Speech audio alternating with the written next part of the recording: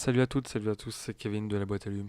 Alors dans ce tuto, je vais vous présenter la solution pour créer une fixture qui soit compatible avec à la fois Magic View 3D, Sunlight et Daslight. Voilà, ça fait suite à une demande qu'on m'a faite en commentaire sur YouTube de la part de l'un de mes abonnés. Voilà, alors c'est assez simple en fait, il suffit juste de télécharger Scan Librairie et, euh, et on va la créer ensemble. Alors moi je suis resté sur la version 2014, bon c'est celle que j'ai téléchargée, peut-être qu'il n'y en a pas de nouvelle d'ailleurs, hein. Voilà, alors quand on ouvre Scan Librairie qui s'installe en même temps que Magic View 3D et probablement pareil que Sunlight, qui s'installe en même temps que Magic View 3D et peut-être en même temps que Daslight, je sais pas. Auquel cas vous le trouvez assez facilement, hein, c'est un logiciel gratuit. On va aller sur cette petite icône qui nous permet de créer une nouvelle fixture. Alors, on tombe sur cette première fenêtre avec les premières infos qu'il va falloir remplir, à savoir le constructeur, le nom de la fixture et puis ce qu'on lui donne un peu comme caractéristique. Alors moi en fait j'ai des mini lear wash 7x12 watts de chez AliExpress. Voilà, donc en fait comme j'ai pas de fabricant à proprement parler, et ben moi je vais l'appeler AliExpress. Et puis le nom de la fixture, je vais l'appeler Lear Wash 7 x 12 watts RGB White.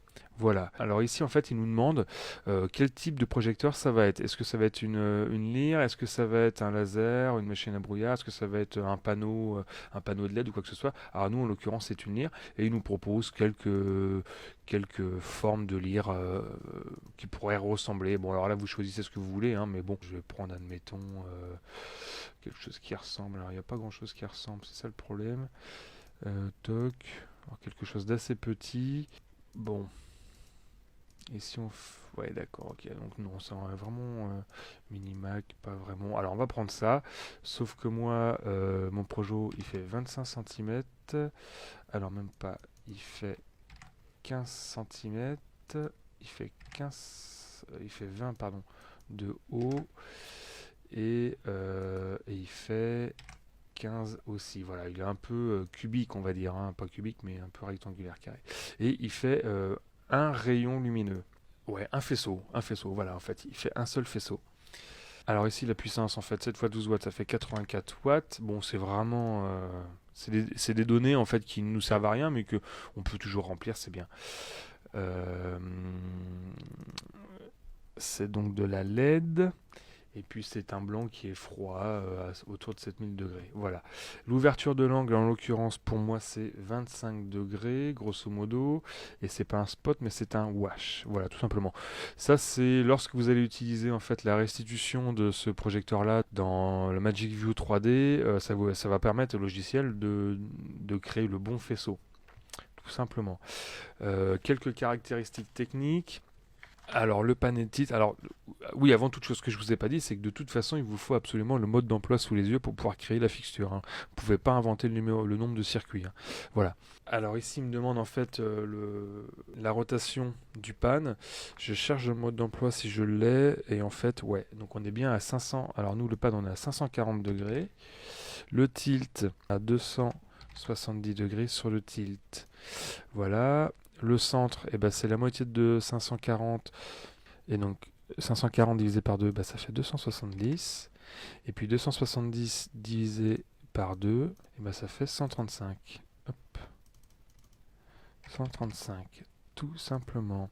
Et le pan tilt speed, eh bien, on verra que dans mon projecteur, c'est un canal à part, donc je vais mettre 0. Voilà, donc là, on a créé visuellement notre projecteur. Et puis quelques infos qui sont attenantes à notre projecteur. Voilà, donc ça c'est la première chose. On clique sur OK bien sûr, et donc là il nous propose un certain nombre de paramètres qu'on va venir glisser, qu'on va venir sélectionner et qu'on va venir glisser dans la cellule de droite, sur le mode 1. Si notre projecteur avait eu plusieurs modes d'utilisation, on aurait créé plusieurs modes d'utilisation, avec mode 2, mode 3. Là, pour mon projecteur, c'est pas le cas. Donc du coup, j'utilise le mode 1, qui est un mode en 14 circuits. Et puis je vais glisser 14 paramètres dans cette ligne-là. Alors moi si je regarde mon mode d'emploi, mon premier paramètre c'est le pan. Alors je fais pan, tilt. Alors sauf que moi j'ai le fine. Le fine et le fine. Vous avez vu, donc c'est tout simple. Clic droit et on fait en 16 bits. Voilà. Tout simplement. Voilà. Donc là j'ai mes 4 premiers paramètres. Avec le 1 c'est le pan, le 2 c'est le pan fine, le 3 c'est le tilt et le 4 le tilt fine. Voilà. Donc du coup maintenant je vais prendre mon circuit numéro 5 qui est le pan tilt speed. Alors je vais sélectionner le petit icône speed que je viens glisser à côté de mon circuit numéro 4 qui est bien donc un circuit numéro 5 et il se met en rouge avec un petit point d'exclamation pour me dire attention. D'ailleurs si on se met la souris dessus on voit bien. Il me dit bon bah c'est cool, tu m'as dit que c'était un speed mais c'est le speed de quoi? Alors je développe et je fais clic droit sur le nombre de presets ici et je vais dire attention il y a 2 presets. Le preset qui va ici sélectionner le circuit numéro 1, je fais OK et le preset ici et je lui dis que c'est le circuit numéro 3 à savoir le speed. OK, 3, voilà, OK. Maintenant si je développe les deux effectivement il n'y a rien dedans. Je vais lui dire c'est un speed linéaire. Donc je prends mon petit icône et je viens glisser ici dans le premier. Et si je me mets dans le deuxième, je prends la même chose pour dire que c'est un preset, un speed linéaire. Tous les deux sont en jaune. Je clique ici, toc. Je fais vérifier et il me dit Missing Target Channel. OK.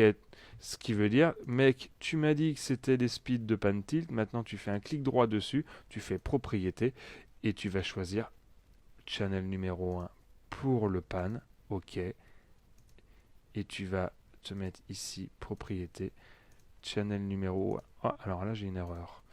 Pourquoi donc? Pourquoi donc deux presets mode, propriété, minimum, XY, channel numéro 1. Alors peut-être qu'il prend que le numéro 1. Bon, à voir. Toujours est-il qu'il me dit plus qu'il y a des erreurs. No error detected, super, ok, bon bref, je continue. Mon circuit numéro 6, c'est mon circuit de dimmer. Alors là, quand je sais pas, je regarde, lampe, c'est pas ça. Color mixing, c'est pas ça non plus. Ici, ça ressemblerait à smoke, c'est pas ça. Shutter, ça pourrait être dans la shutter. À moins que ce soit ici frost, pardon, c'est pas ça. Dimmer, dimmer, je prends mon dimmer, je le sélectionne ici, même limonade. Hop, on développe et c'est un dimmer linéaire. Je prends mon dimmer linéaire, je le mets là, hop, il est plus en rouge. Super. Mon circuit numéro 7, strobe speed. Alors le strobe, il va être ici. Shutter, c'est la même chose. On prend le shutter, pareil, on le développe. On va dire que c'est juste flash, tout simplement. On va le mettre là et c'est en linéaire et on va mettre à 0 par défaut. Vous voyez? Hop, on a coché la case défaut preset, 0. Tout simplement. Circuit numéro 8. Alors c'est un circuit un peu particulier. C'est un circuit qui permet au DJ, je pense que ça sert au DJ, ça permet d'avoir des programmes préenregistrés, des petits programmes de changement de couleur, tout simplement. Voilà. Alors là, je ne sais pas trop dans quelle catégorie je vais pouvoir le classer. Alors quand on n'a pas ce qu'il nous faut, eh bien on peut prendre ce qu'ils appellent free, c'est-à-dire libre, hein, et on glisse ici. Donc c'est un circuit qu'on renseigne, mais on y met ce qu'on veut dedans. Eh bien on va aller chercher les programmes autonomes. Voilà. Alors on a tout un tas de programmes préenregistrés. Bon, on va essayer de trouver quelque chose. Color rotation, c'est pas trop ça. Euh, je pense que dans les colors, je vais mettre une roue de couleur tout simplement. Voilà. Et dans mon mode d'emploi, on me dit que de 0 à 15 points, color off, sous-entend, comprenez, de 0 à 15 points, le circuit n'est pas activé. Alors, je vais prendre mon petit off que je viens glisser en haut. Et du coup, je vais lui dire de 0. Alors, je ne sais pas si on peut inverser. Bah, si on inverse, donc vous voyez, on prend et on glisse. De 0 à 15, c'est off, et automatiquement il me dit de 16 à 255, c'est on. Super, bon, c'est tout ce qu'il me fallait. Le circuit numéro 9, c'est Color Jump Speed. Ah, encore un speed. Eh ben c'est pas compliqué, on reprend le speed, on le glisse à côté. Il me dit toujours, attention, tu me mets un speed, c'est cool, mais tu me dis à qui il appartient. C'est un speed linéaire, donc je mets un speed linéaire, je fais un clic droit pour dire propriété, et propriété, je vais lui dire, ça va sur mon circuit 8 free, tout simplement. Toc, ok. Et là, je peux même le renommer, et je vais l'appeler programme color. Ok. Et mon speed 2, je vais le renommer aussi. Je vais mettre programme speed. Ok, vous voyez, c'est vraiment très très simple, hein. À partir de mon circuit 10, ce sont les couleurs. Donc 10, 11, 12, 13, ce sont les couleurs. Et ben c'est pas compliqué. Moi, c'est de la LED, c'est du RGB. Je prends RGB, je glisse à la suite. Et là, il me propose rouge 10, vert 11 et 12 bleu. Super. Et ben c'est très bien. Alors sauf que moi, du coup, j'ai du blanc en plus.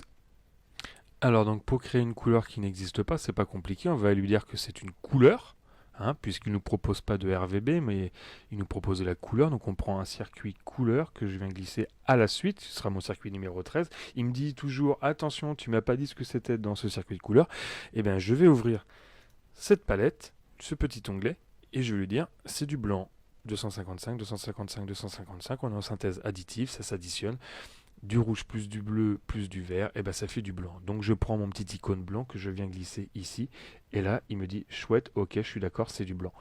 Et c'est proportionnel. On coche la petite case ici, ok. Et à défaut, c'est 0. Alors je vais juste le renommer en disant white.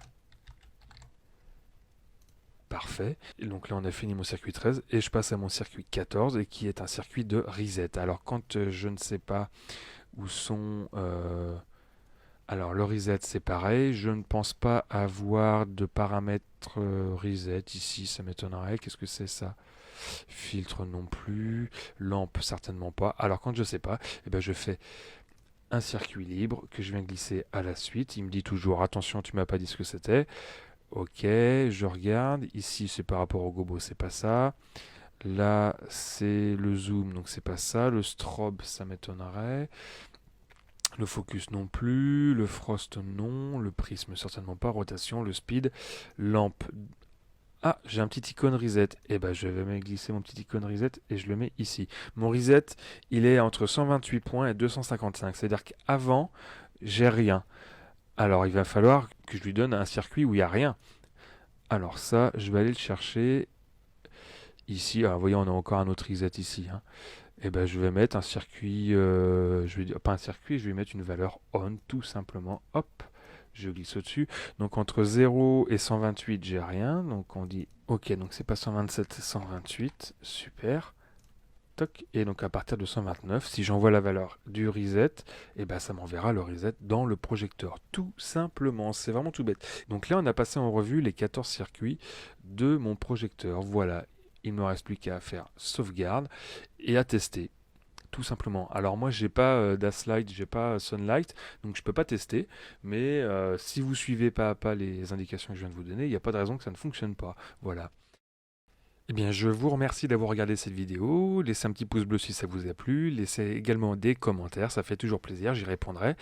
Et puis, abonnez-vous si ce n'est pas encore fait. Portez-vous bien, ciao ciao.